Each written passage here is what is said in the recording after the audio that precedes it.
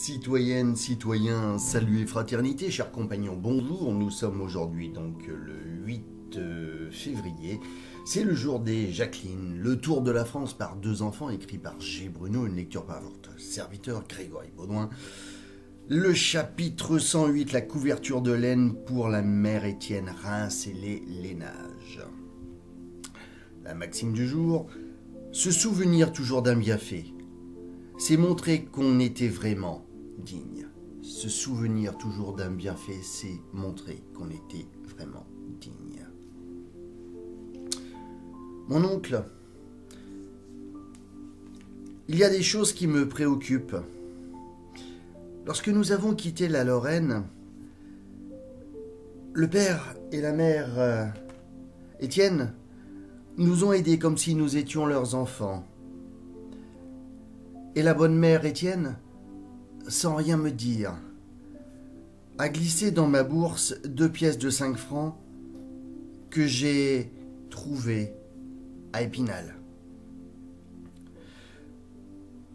Cependant, ils sont très gênés car ils ont perdu toutes leurs économies pendant la guerre.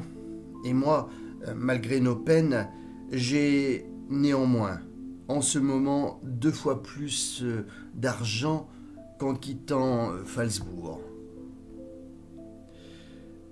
Je voudrais bien leur rendre ces 2 pièces de 5 francs et en leur montrant ma reconnaissance.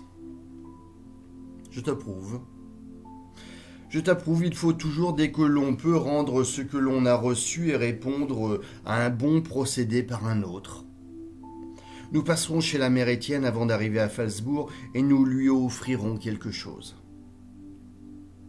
Mon oncle, je me rappelle que Madame Étienne nous avait mis la nuit sur notre lit des habits pour nous couvrir, car elle n'avait plus, disait-elle, une seule couverture de laine depuis la guerre. En effet, et malgré cela, elle n'a pas hésité à nous donner des petites économies. Bonne mère Étienne. Eh bien, mes enfants, nous arriverons bientôt à Reims. Profitons-en pour acheter une bonne et chaude couverture que nous offrirons à Madame Étienne. Reims est la ville des lainages par excellence, et notre bateau va y rester assez longtemps pour que nous puissions faire notre achat.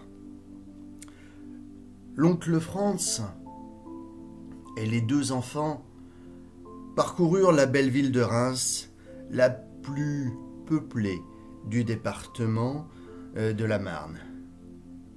Ils visitèrent la célèbre et la superbe cathédrale, et Julien, se rappelant les récits de la mère Gertrude, dit à son oncle que Jeanne d'Arc avait autrefois dans cette cathédrale sacré le roi Charles VII. C'était un jour de marché et partout s'étalaient les produits de la Champagne qui consistent surtout en lainage, en fer et en vin célèbre. Les lainages sont les plus anciennes industries françaises et une de celles où la France l'emporte sur ses rivales.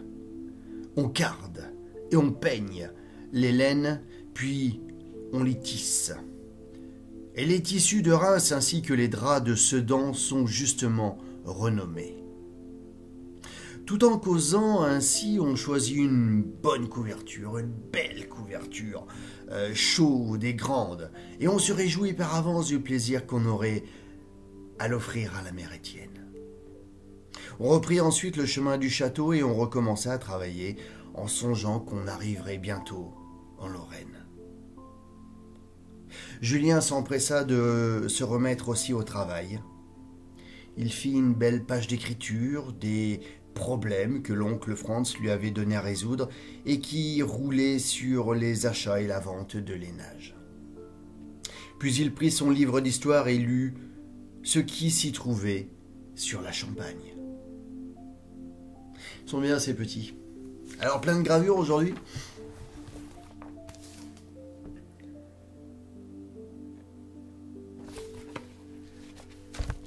La cathédrale de Reims, qui ne voit pas ces 2 cathédrales chère à mon cœur, la cathédrale de Chartres et la cathédrale de Amiens. La cathédrale de Reims est un admirable édifice du IIIe siècle. On en voit ici à l'extérieur et les superbes tours.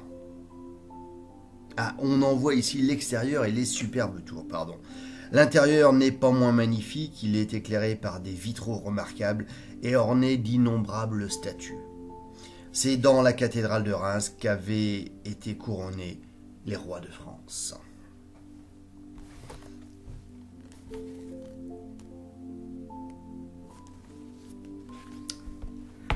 Ouvrière de Reims cardant et peignant la laine. La laine, comme le coton, a besoin d'être débarrassée de tous les filaments étrangers et de toutes les impuretés. Pour cela, on la carde. Ce mot vient d'une espèce de chardon à tête épineuse, la cardère, dont on se sert pour brosser la laine. Ensuite, on la peigne comme nous peignons nos cheveux.